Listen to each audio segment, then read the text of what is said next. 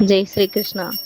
திருவே போற்றி, திருவளர் தாயே போற்றி, திருமாலின் தேவி போற்றி, திருவெல்லாம் தருவாய் போற்றி, திருத்தொண்டர் மணியை போற்றி, திருப்புகழ் உடையாய் போற்றி, திருநான வள்ளி போற்றி, திருவரச் செல்வி போற்றி, திருமால் மகிழ்வாய் போற்றி, திருமார்பில் அமர்ந்தாய் போற்றி, தினமென காப்பாய் போற்றி, தீபஜோதியே போற்றி, தீதலால் தீர்ப்பாய் போற்றி, தூபஜோதியே போற்றி, துயரம் தீர்த்த தருவாய் போற்றி, திருப்பார் கடலாய் போற்றி, திருவமுதம் தருள்வாய் போற்றி, அன்னையே அருளே போற்றி, அழகெல்லாம் உடையாய் போற்றி, அயன்பெரு தாயே போற்றி, அனைவருக்கும் அருள்வாய் போற்றி, அமரகுல விளக்கே போற்றி, அமரேசன் தொழுவாய் போற்றி, அன்பிற்கினியாய் போற்றி, அண்டங்கள் காப்பாய் போற்றி, ஆனந்த வல்லியே போற்றி, ஆருயிர் குயிரே போற்றி, ஆவினல் வடிவே போற்றி, ஆக்கம் தருவாய் போற்றி, இச்சை கிரியே போற்றி, இருள்தனை கடிவாய் போற்றி, இன்பப் பெருக்கே போற்றி, இகபரை சுகமே போற்றி, ஈகையின் பொலிவே போற்றி, ஈடில்லா பொலிவே போற்றி, எங்கும் நிறைந்தாய் போற்றி, என்குல வள்ளி போற்றி, ஓங்கார சக்தி போற்றி, ஒளிமிகு தேவி போற்றி, கற்பக போற்றி, காமரு போற்றி, கருணாம் போற்றி, குத்துவிளக்கே போற்றி, குலமகள் போற்றி, மங்கள போற்றி, மங்கையர் தொழுவாய் போற்றி, தூங்கா விளக்கே போற்றி, தூயவர் தொழுவாய் போற்றி, பங்கஜ வள்ளி போற்றி, பொன்னி அம்மையே போற்றி, புலவர்கள் புகழ்வாய் போற்றி, நாரணன் நங்கையே போற்றி, நாவலர் துதிப்பாய் போற்றி, நவரத்ன மணியே போற்றி. தேங்க்யூ கவிதா ஜி, ரொம்ப நல்லா இருக்குது. Thank you very much.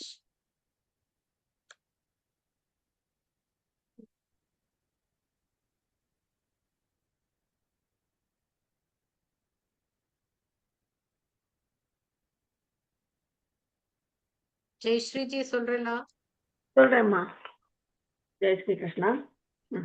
ஓம் நமோ பகவதே வாசுதேவாய தன்வந்திரயே அமிர்த கலசஹஸ்தாய சர்வாமய விநாசாய த்ரைலோக்யநாதாய தன்வந்தரி மகாவிஷ்ணவே நமः.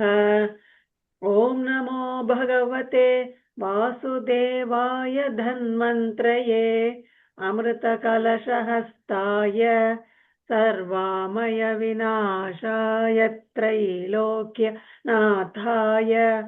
धन्वन्तरि महाविष्णवे नमः. ॐ नमो भगवते वासुदेवाय धन्वन्त्रये अमृतकलशहस्ताय सर्वामय विनाशाय त्रैलोक्यनाथाय धन्वन्तरि महाविष्णवे नमः.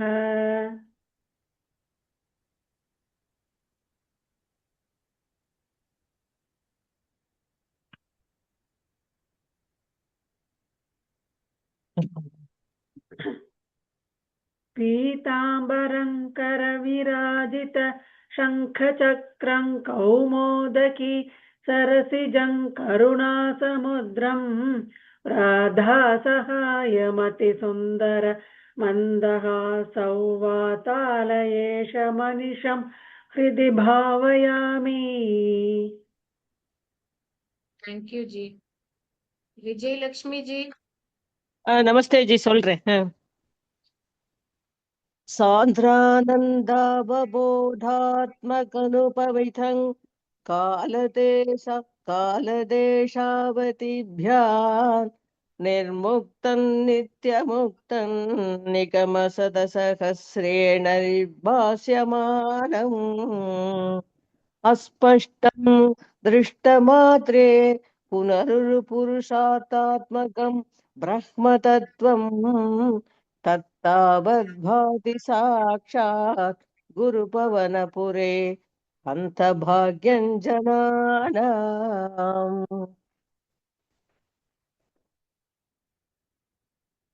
एवं दुर्लभ्यवस्तून्यपि सुलभतया हस्तलब्धेयधन्यत्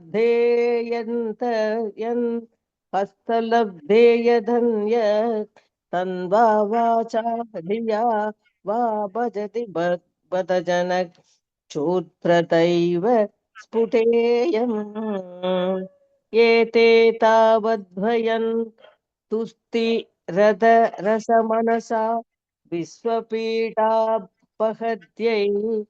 निःशेषात्मानमेनं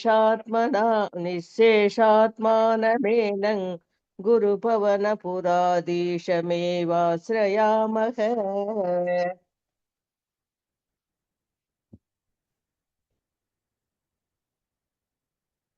तस्मै यत्तत्पराभ्यामपरिकलनतो निर्मलं तेन तावत् भूतैर्भूतेन्द्रियैस्तेव पुरिति बहुशः श्रूयते व्यासवाक्यम् तत्त्वच्छस्त्वात्यदध्यातित परसुखचिद्गर्भनिर्भासरूपम् तस्मिन् धन्या रमन्ते श्रुतिमधुमधुरे सुग्रहे विग्रहे ते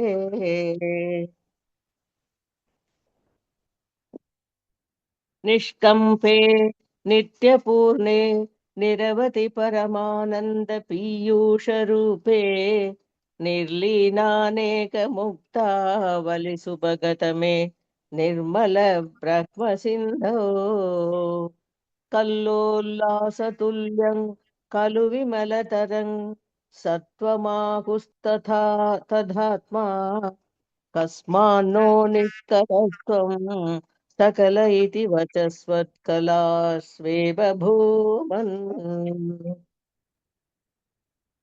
राम राम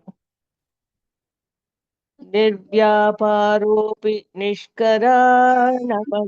निष्कारणभजसे यत्क्रियामीक्षणाख्यान् तेनैवोधे तीना तिलीना प्रकृतिरसति कल्पापि कल्पादिकाले स्या- तस्यास्यं शुद्धमं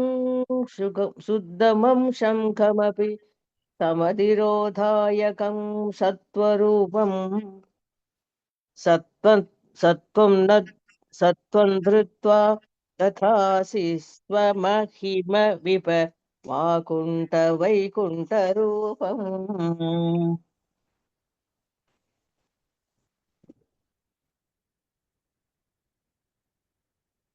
तत्ते प्रत्यग्रधारात ललितकलायावली केलिकारल् लावण्यस्यैकसारं सुकृतिजनदृशां पूर्णपुण्यावतारम्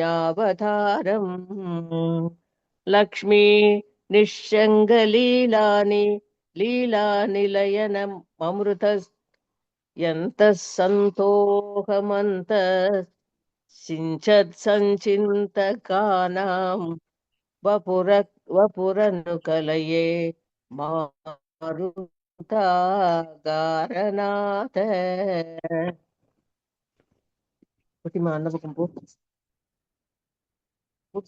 कष्टाते सृष्टिचेष्टा बहुतरपवके दावका जीवभाजा मित्येवं पूर्णमालोचितमचितमया नैव मद्यापि भाभिजाने नो जीवा कथं वा मधुरधरमिथन्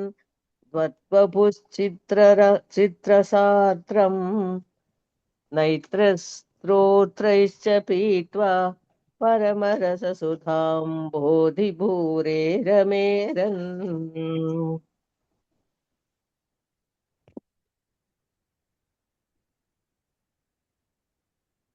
नम्राणां सन्निधत्ते सततममि पुरस्तैरनभ्यातिदानव्यर्थान् कामानजस्रं वितरति परमानन्दसान्द्राङ्गतिं च इत्थं निश्चेषलभ्यो निरवधि कपलपारिजातो हरे त्वं श्रोत्रन्तं चक्रवाडी द्रिममभिलषति व्यक्तमद्रिव्रजोऽयम्। राम राम राम। कारुण्यात् काममन्यन् तदधि खलु परे स्वात्वतस्त्वं विशेषात् ऐश्वर्यादिशतैर्ये जगति परजने स्वात्मनोऽपीश्वरस्त्वम्। त्वय्युच्चैरारामन्ति प्रतिपदमधुरे चेतनास्फीतभाग्यास् त्वय्चात्मा रामये वेद्य तुलगुणगण तारशौरे नमस्ते। ऐश्वर्यं शङ्करादीश्वरविनियमनं विश्वतेजोहराणां तेजःसंहारि विमलमपि यशो निःस्पृहैश्चोपगीतम्। अङ्गासङ्गा सदा श्रीरखिलवितसि नग्वाभिते सङ्गवार्ता तत्त्वाधाकारभाषिन् मुरहर भगवच्चप्त मुख्याश्रयोषि।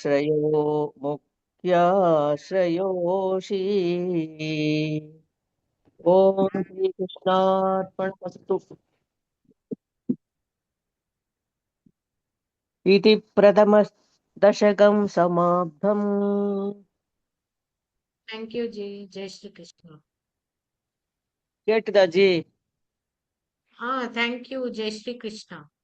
जय श्री कृष्णा जी। राम राम।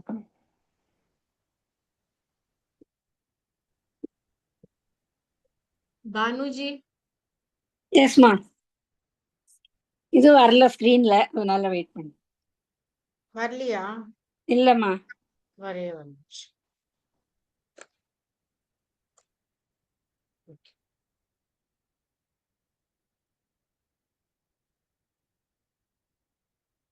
வந்திருக்குமா. दशकं 2 भगवत् स्वरूप माधुर्यं तथा भक्ति महत्वम्.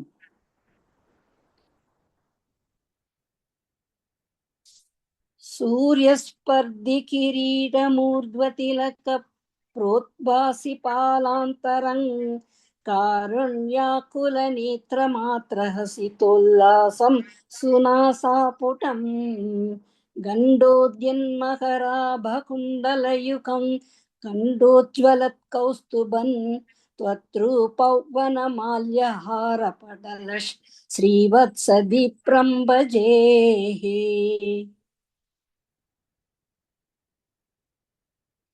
केयूराङ्गतकङ्गणोत्तममहारत्नाङ्कुलीयाङ्कितः श्रीमद्बाहुचतुष्कसङ्गतगता शङ्कारि पङ्केरुहाम् काञ्चित् काञ्चन काञ्चिलाञ्चितलसत् पीताम्बरालम्बिनी मालम्बे विमलाम्बुजत्युतिपदां मूर्तिं तवार्तिच्चितम्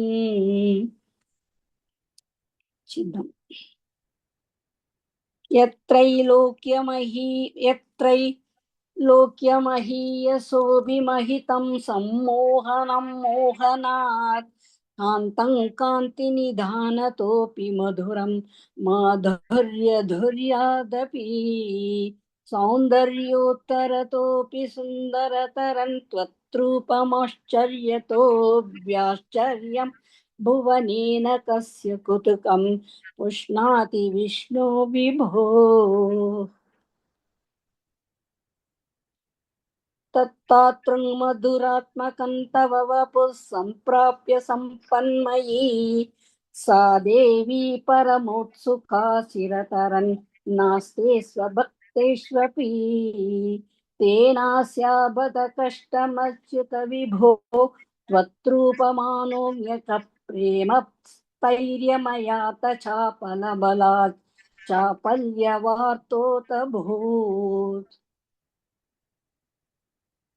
लक्ष्मीस्तावकरामणीयकहृतैवेयं परेष्वस्तिरेत्यस्मिन् यदभिप्रमाणमधुना वक्ष्यामि लक्ष्मीपते एतद्ध्यानगुणानुकीर्तनरसासक्ता हि भक्ता जनास्ते स्वेषा वसति स्थिरैव दयितप्रस्ताव दत्तादरा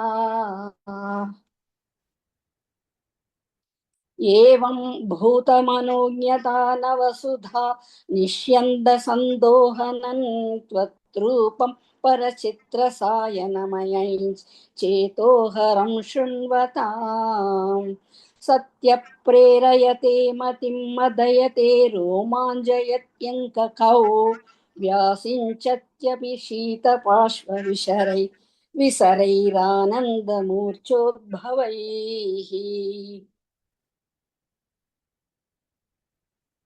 एवं भूततया हि भक्त्यभिहितो योगः स योगत्वयात् कर्मज्ञानमयात् पुरुषोत्तमदरो योगीश्वरैर्गीयते सौन्दर्यैकरसात्मके त्वयि खलु प्रेम प्रकर्षात्मिका भक्तिर्निश्रममेव विश्वपुरुषैर्लभ्या रमा वल्लभ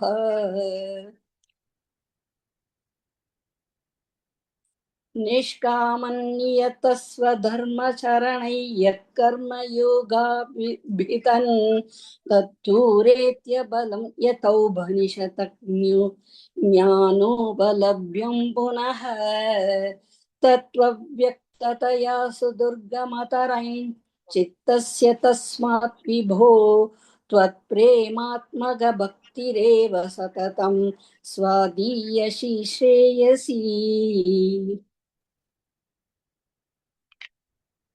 अद्यायासकराणि कर्मपटलान् याचर्यनिर्यन्मलाप् बोधे भक्तिपते तवाप्युचिततामायान्ति किं तावता क्लिष्ट्वा दर्गपते परं तव वपुर्ब्रह्माख्यमन्ये पुनः चित्रात्रत्वमृते विचिन्त्य बहुभिः सिद्ध्यन्ति जन्मान्तरैः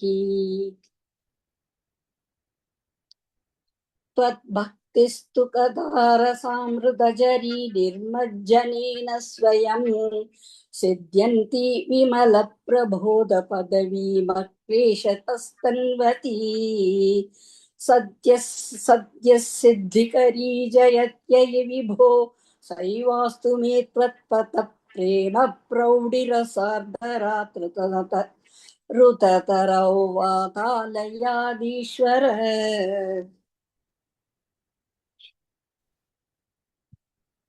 इति तृतीयशतकं समाप्तम्। Thank you, Banuji. जय श्री कृष्ण।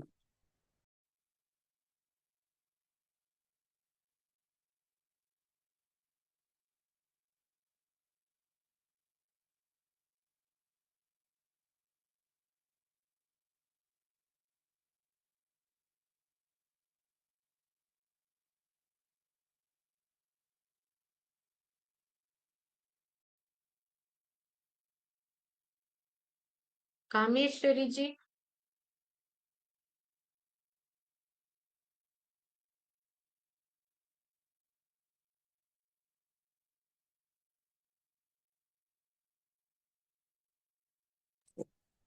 तृतीयदशकं भक्तस्वरूपवर्णनम् उत्तमभक्तस्य गुणाः पठन्तो नामानि प्रमदपरसिन्धौ निबदिता स्मरन्तो रूपन्ते वरद कथयन्तो गुणकथा चरन्तो ये भक्तास्त्वयि रमन्ते परममूढहं धन्यान् मन्ये समधिक सर्वाभिलषितान्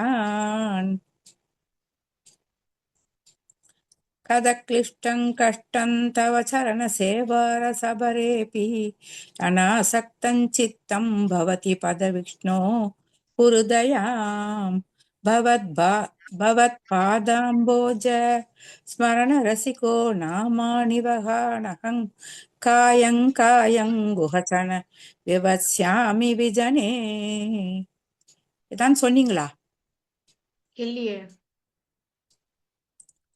कृपा ते जाता चेत् किमिव न हि लभ्यन्तनुभृताम् मदीयक्लेशौघप्रशमनदशा नाम कियती न के लोकेऽस्मिन् निशमयि सोगाभिरहिता भवद्भक्ता मुक्ता सुखगतिमसक्ता विदधते இந்த 2 நாள் எனக்கு பேங்க்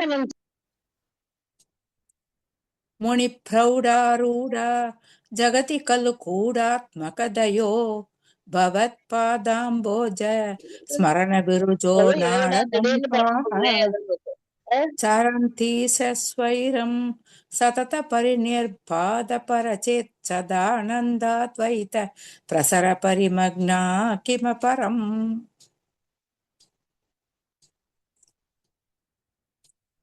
भवद्भक्तिस्पीता भवतु मम सैव प्रशमयेदशेषक्लेशौगन्न खलु हृदि सन्देहकणिका न चेद्व्यासस्योक्तिस्तव च वचनं नैकमवचो भवेन्मिथ्यारत्या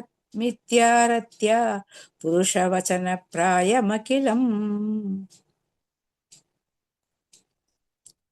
भवद्भक्तिस्तावत् प्रमुखमधुरा त्वद्गुणरसात् किमप्यारूढा चेदखिल परितापप्रशमनी पुनश्चान्ते स्वान्ते विमलपरिबोधोदयमिल महानन्दात् वैदन् दिशति किमद प्रार्थ्यमपरम् विदूय क्लेशान् मे कुरु चरणयुग्मन् धृतरसं भवक्षेत्रप्राप्तौ कर्मपि च ते भोजनविधौ भवन्मूर्त्यालोके नयनमतते पादतुलसी परिघ्राणे घ्राणं श्रवणमपि चिरे चारुचरिते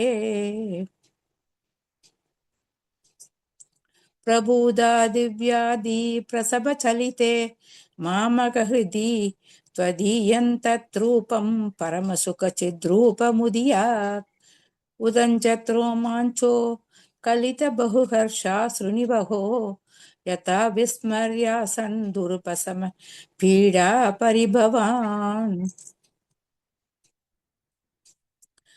मरुद्गेहाधीश त्वयि कल्पराञ्चोऽपि सुखिनो भवस्नेही सोऽहं सुबहु परितप्ये च किमिदम् अकीर्तिस्थे मा भूत् वरद कदभारं प्रशमयन् भवद्भक्तोत्तं सञ्जटिति कुरु मां कंसतमन किमुत्तैर्भूयोभिस्तव हि करुणा यावदुदीयादहन्तावद्देव प्रहितविविधाः प्रलपित पुरक्लृप्ते पादे वरद तव नेक्ष्यामि दिवशान् यथा शक्तिव्यक्तन्नदिनुति निषेवा विरचयन्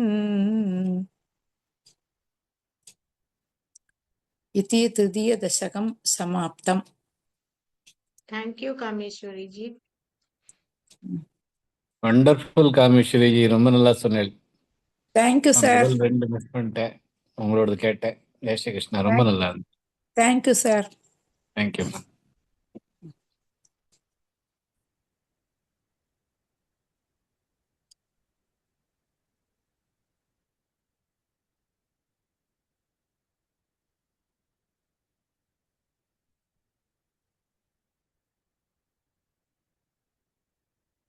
Shamala ji. जय Shri Krishna ji. Jai Shri Krishna. अष्टांग योग वर्णनम योग सिद्धि वर्णिंच योगाभ्यास तथा योग सिद्धिस्.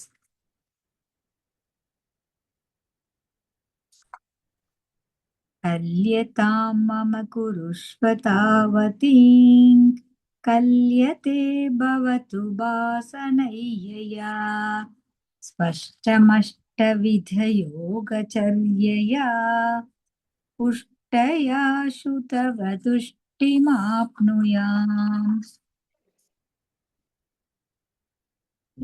ब्रह्मचर्यदृढतादिभिर्यमयी प्राप्लवादिनीय मैश्च भाविताः कुर्महे दृढममीश सुखासनं पङ्कजात्यमपि वा भवत्पराः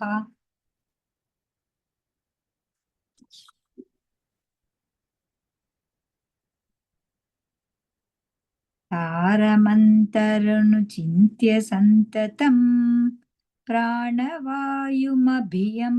निर्मलाः इन्द्रियाणि यादथापकृत् यास्महे भवदुपासनोन्मुखाः अस्फुटेव पुषिते प्रयन्नतो धारये मदिषणां मुहुर्मुहुः तेन भक्तिरस मन्त्ररात्रदा मुद्वहेम भव दङ्घ्रिचिन्तकाः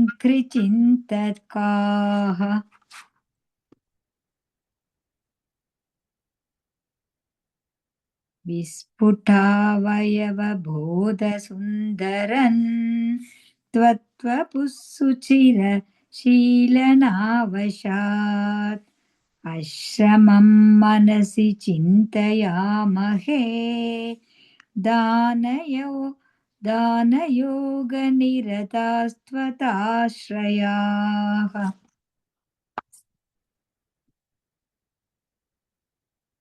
ध्यायतां सकलमूर्तिमीदृशी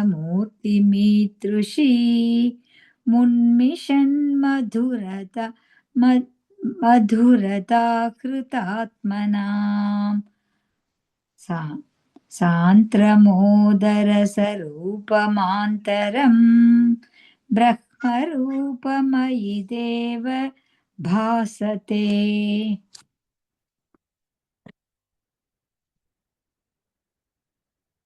तत्समास्वतनरूपिणीं स्थितिं त्वत्समाधिमयि विश्वनायक आश्रिता पुनरथ परिच्युता वारभे महिष धारणादिगम् इत्थमप्यसन निर्भरोल्लसत् त्वत्परात्मसुखकल्पितोत्सवाः मुक्तभक्तकुलमौलितं कथास् सञ्चरेम सुखनारदादिवत्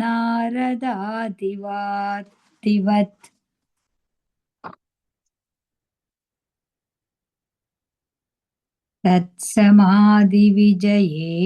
यः पुनर्मङ्क्षुमोक्षरसिकक्रमेण वा योगवश्यमनिलं षडाश्रयै यजसुषुम्नयाशनैः लिङ्गतेऽहमपि सन्त्यजन्नतो लीयते त्वयि परे निराग्रहः ऊर्ध्वलोककुतुकीतुमूर्ततः सार्धमेव करणैर्निरीयते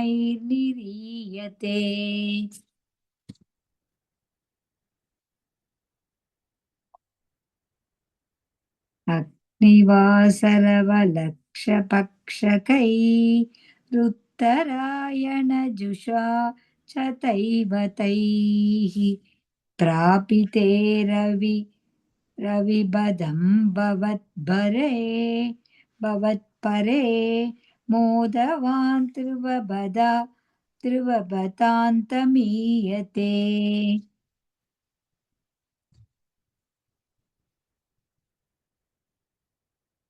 आस्तितोऽथ महरालये यदा शेषवक्रतः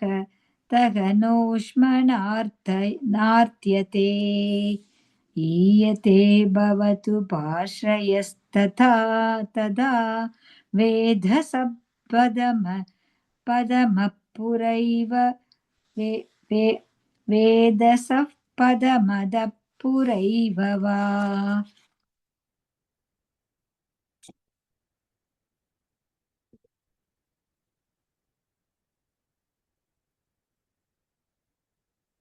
तत्र वा तव पतेत वा वसन् प्राकृतप्रलययेदि मुक्तताम् स्वेच्छया खलु पुरा विमुच्यते संविभित्य जगदण्डमोजसा। तस्य सक्षुति भयो महोनिलयो महत् प्रकृति सप्त कावृतीः तत्तदात्मकतया विशन् सुखी यादिते पदमनावृतौ विभो।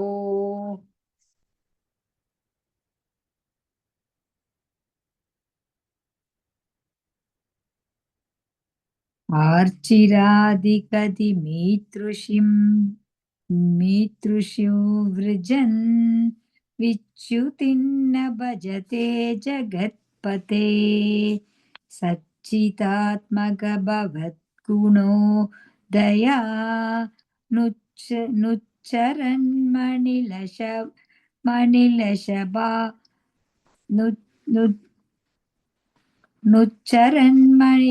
मणिलेश बाहि माम्।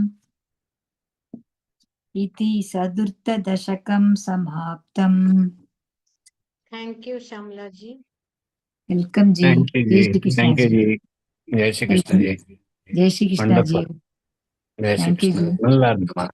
Thank you. Thank you Jai ji. Shri Krishna. जय श्री कृष्णा जी।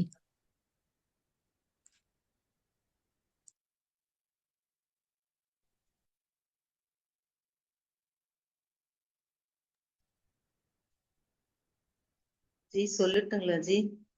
Deepa ji சொல்லுங்க. ஜெய் ஸ்ரீ கிருஷ்ணா ஜி. ஜெய் ஸ்ரீ கிருஷ்ணா.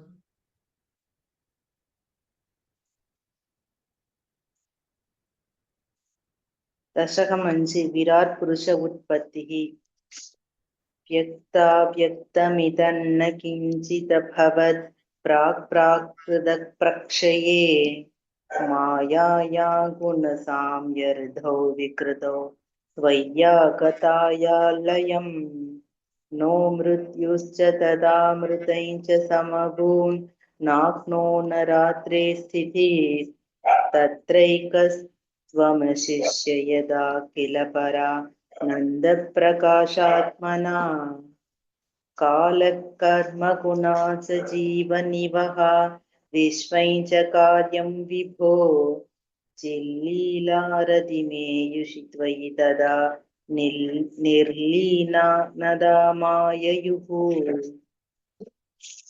तेषान्नैव वदन्यसत्त्वमयि भोः शक्त्यात्ममानदिष्टतान् तेषान्नैव वदन्यसत्त्वमयि भोः सत्यात्मनाधिष्ठतान् नो चेत् किङ्कः न प्रशो न सदृशां भूयो भवेत् सम्भवः एवञ्चत्विपराथ कालविगता वीक्षांसि सृक्षात्मिकां विभ्राणे त्वयि चुक्षुभे त्रिभुवनि भावाय माया स्वयं मायादखलु कालशक्तिरखिला दृष्टं स्वभावोऽपि च भ्रातुर्भूय गुणान् विकास्य विदतु तस्या सहायक्रियाम् माया सन्निहितो प्रविष्ट बभुषा साक्षीदिकीदो भवान् भेदैस्तां प्रतिबिम्बदो विविशिवान् जीवोऽपि नैवापरः कालादिप्रतिबोधितथा भवता संजोदिता च स्वयं माया सा खलु बुद्धितत्त्वमसृजत् योऽसौ महानुच्यते तत्रासौ त्रिगुणात्मकोऽपि च महान् सत्त्वप्रधानस्वयं जीवोऽस्मिन् खलु निर्विकल्प अहमित्युद्बोधनिष्पादकः चक्रेऽस्मिन् सविकल्पबोधकमहत् तत्त्वं महान् खल्वसौ सम्पुष्टं त्रिगुणैस्तमोदिबहुलं विष्णो भवत्प्रेरणात् सोऽहं च त्रिगुणात् क्रमात् त्रिविधधा मासाद्य वैकारिको भूयस्तैजसदामसा विधि भवान् आद्येन सद्वात्मना देवानिन्द्रियमानिनो कृतदिशा वादार्कपाशस्विनो वह्नीन्द्राच्युतमित्रकान् विधुविधि श्रीरुद्रचारीरकान् भूमन्मानसबुद्ध्यहङ्कृति मिलत् चित्ताख्यवृद्धन् विदन् तच्चादकरणं विभो तव बलात् सत्त्वांश एवासृजत् जातस्तैजसदोदसेन्द्रियगणस्तत्तामसांशात् पुनस्तन्मात्रन्नभसो मरुत्पुरपदे शब्दो जनित्वत्फलात्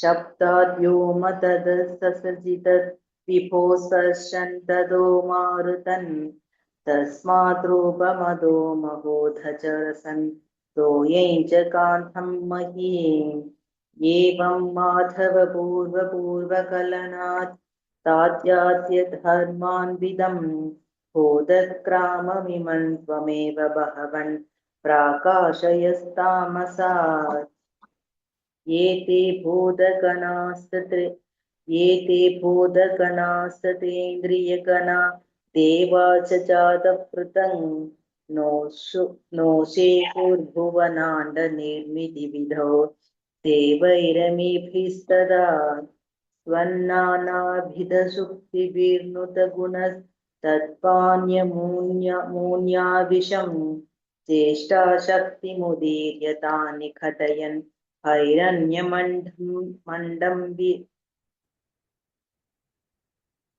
त्वन्नानाविधशुक्तिभिर्नुतगुणस्तत्पान्यमुन्याविशं चेष्टाशक्तिमुदीर्य तानि घटयन् हैरण्यमण्डं यदाह अण्डं तत्खलु पूर्वसृष्टसलिले तिष्ठत्सहस्रं समा निर्भिन्दन्न कृता च दुर्दश जगद्रूपं विराटाह्वयम् साहस्रैकरपादमूर्तनिवहै निःशेषजीवोत्मको निर्बाधोऽसि मरुत्पुराधिपसमान् त्रायस्व सर्वामयात् इति पञ्चमदशकं समाप्तम् Thank you, very Deepaji. Nice Deepaji, nice, நல்லா இருந்து. See, So, நிறைய இன்னைக்கு நான் என்னம்மா மிஸ்டேக் நிறைய இருந்துச்சு அஞ்சி. மிஸ்டேக் இருக்கும், அது ப்ராக்டிஸ் பண்ணிட்டு வந்துட்டு இருக்கோம். இப்போ சொன்னாதான் அதெல்லாம் வெளியில வரும். ஆமா கொஞ்சம் கொஞ்சம் மிஸ்டேக்ஸ் இருக்கு, அப்புறமா அது சரியாயிடும் ப்ராக்டிஸ் பண்ணிட்டே இருந்தா. ஜெய் ஸ்ரீ கிருஷ்ணாஜி. Very good. ஜெய் ஸ்ரீ கிருஷ்ணன். ஃபர்ஸ்ட் 2 தசகம் என்னால கேட்க முடியல. ஐ எம் ஷுவர் இன்னும் பெட்டரா தான் இருந்திருக்கும். பானுஜியும் சொல்லியிருப்பாங்க நினைக்கிறேன். செகண்ட் தசகம். ஃபர்ஸ்ட் தசகம் யாரு? V. Vijayalakshmi. Vijayalakshmi ji. Correct. Yeah yeah, very nice. கேட்டுட்டு சொல்லுங்க சார். கேட்டுட்டு சொல்றேன். Very nice. உங்க வாய்ஸ் கேட்கறதுக்கே நல்லா இருக்கு. உடம்பு சரியாயிடுது உங்களுக்கு. இந்த சொஸ்வர சொல்லணும்னு நேத்து நீங்க சொன்னதுல இருந்தே நான் சரியாயிட்டேன் sir. Very nice, very very nice. Very surprise. ஜி நான் எனக்கு தட்டு தடு மாதிரி தான் சர்ப்ரைஸ். சொல்லியிருக்கேன். ஜி நான் தட்டு தடு மாதிரி தான் சொல்லியிருக்கேன். கேக்குறேன் கேக்குறேன் கேட்டுட்டு சொல்றேன் அதை தத்தி எப்படி தத்தி சொல்ற நடந்து கேளுங்க. வரும். இப்பதான் கைய பிடிச்சு நடக்க பழக ஆரம்பிச்சிருக்கேன் நானு. அப்படிதான் பழகி பழகிதான் எல்லாம் நடக்க ஆரம்பிப்பா அப்புறமா. இல்ல அப்புறமா இந்த இந்த இது வந்து எனக்கு புதுசு. மத்தபடி கீதாலாம் அதுல எல்லாம் போயிருக்கேன். இது வந்து குவைட் நியூ. அதனால கொஞ்சம் எனக்கு கட கட கடன்னு வரல. கட கடன்னு வரல. எனக்கும் நியூ, நிறைய பேருக்கு நியூ அது. அதெல்லாம் ஒன்றும் இப்ப கவலைப்படாதீங்க. இப்ப 5 தசகம் தானே, 100வது தசகம் வரதுக்குள்ள நீங்க ஓட ஆரம்பிச்சிருவேன். உங்க ஆசீர்வாதம். ஜெய் சர்வம் ஸ்ரீ கிருஷ்ணஜி. குருமயம். சர்வம் குருமயம். சர்வம் கிருஷ்ணார்ப்பணம். எல்லாம் நல்லா வரும், தேங்க்யூ கவலைப்படாதீங்க. ஜெய் Shri thank you Krishna. Sir. Thank you sir. Thank you. Thank you. ஜெய் ஸ்ரீ கிருஷ்ணா.